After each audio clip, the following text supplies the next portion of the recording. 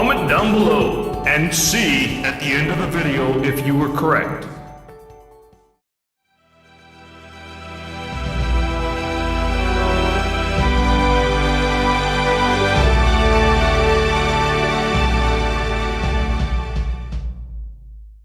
Hello and welcome back to another episode of Settle the Scores.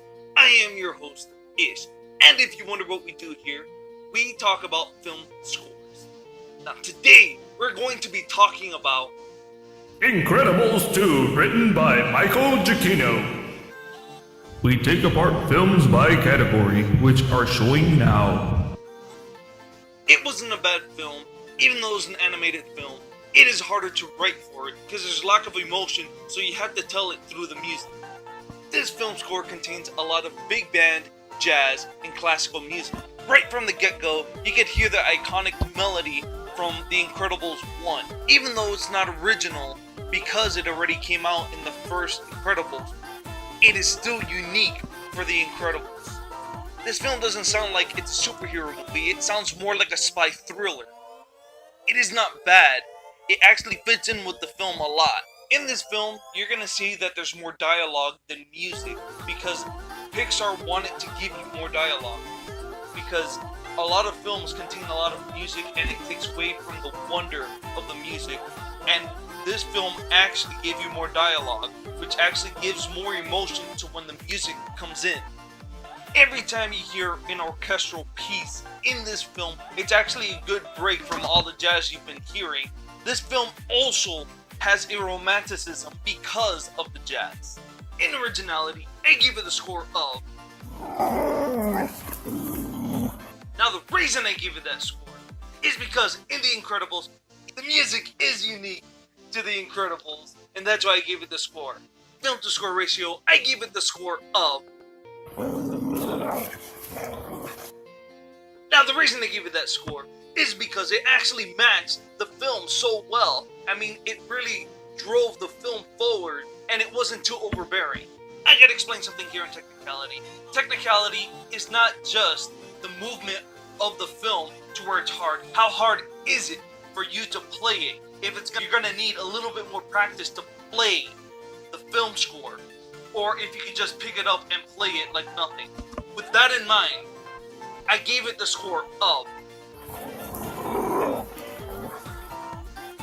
And the reason I gave it that score is because the music was pretty technical. I mean, jazz is not easy to play, neither is half this score, and that's why I gave it the score. In melody, I gave it the score of... And the reason I gave it that score is because it is unique just for The Incredibles. I mean, if you hear the first Incredibles, it sounds like the second Incredibles. It's like a continuing storyline, and that's what I loved about this film, that they did not change the composer. Sometimes, in the film, all you hear is the main melody, and it's real short. However, it is so well placed to where it made so much sense, it didn't affect the score. I gotta explain one more thing. In harmony, I am not talking about the complexities of the harmony, because some of you guys kind of got confused with that. It's not the complexity, it's just the harmonies, if they blend together. With this in mind, I gave it the score of... And the reason I gave it that score is because the harmonies were pretty well done. It felt like it was part of the same film. In general effect, I gave it the score of... In the general effect, it really gave you the effect of you were in a spy movie instead of a superhero movie. However, if you look at the storyline, it actually is more like a spy thriller instead of a superhero movie. In storytelling, I gave it the score of... The storytelling was pretty well done. If you look at the first Incredibles, the storytelling was pretty well also, but this really, where the music came in, it gave you the story, it gave you that mystery, it held back and then it gave you something. And it was so well placed that it just matched so well. Emotional impact, I gave it the score of... And the reason I gave it that score is because the emotional impact was up to par. There were a few missed spots, but not enough for me to change my mind of the score. because of that, emotional impact still got the score it did. All of this comes out to a total of...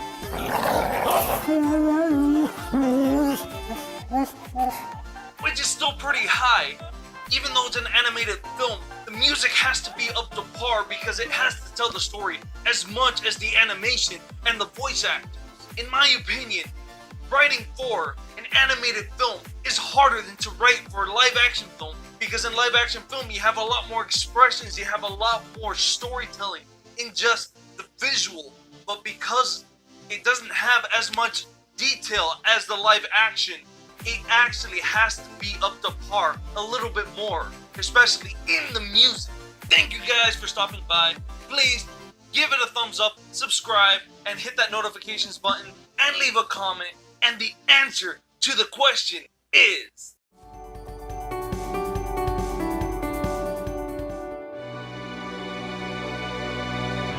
Did you get it correct?